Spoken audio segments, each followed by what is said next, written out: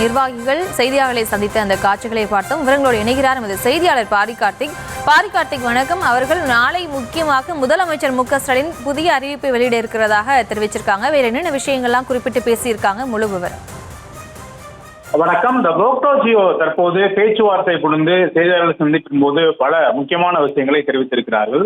வரும் 6ஆம் தேதி அவர்கள் வேலைநிறுத்த போராட்டத்தையும் அறிவித்திருந்தார்கள். குறிப்பாக பழைய பென்ஷன் திட்டத்தை அமல்படுத்த வேண்டும் என்றும், காலி பணியிடங்களை உடனடியாக நிரப்ப வேண்டும் என்றும் தொடர்ச்சியாக கடந்த 22ஆம் தேதி அமைச்சருடன் 3 பேர் கொண்ட குழு அமைச்சர்களுடன் பேச்சுவார்த்தை நடத்தினார்கள்.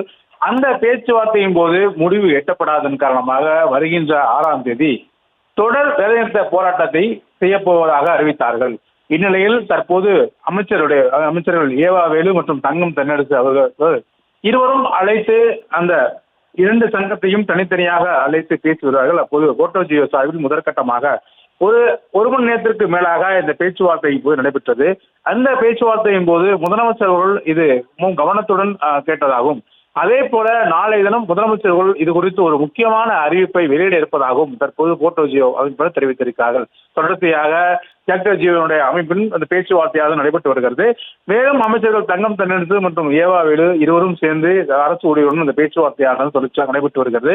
இந்நிலையில் வருகின்ற 6ஆம் தேதி இந்த போராட்டம் நடைபெறுமா என்ற கேள்விக்கு நாளை தினம் முதலமைச்சருடைய அறிவிப்பை பொறுத்துதான் அடுத்த கட்ட போராட்டத்தை நாங்கள் முன்னெடுப்போம் என்றும், தற்போது தற்போது போராட்டத்தை எடுப்பதற்கான ஒரு சூழல் இல்லை என்றும் தற்போது தெரிவித்திருக்கிறார்கள்.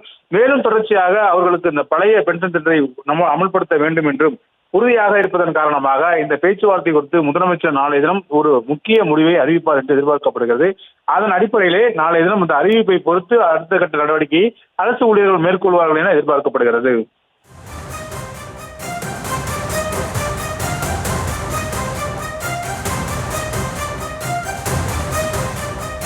விவரங்களுக்கு நன்றி பாரி கார்த்திக்.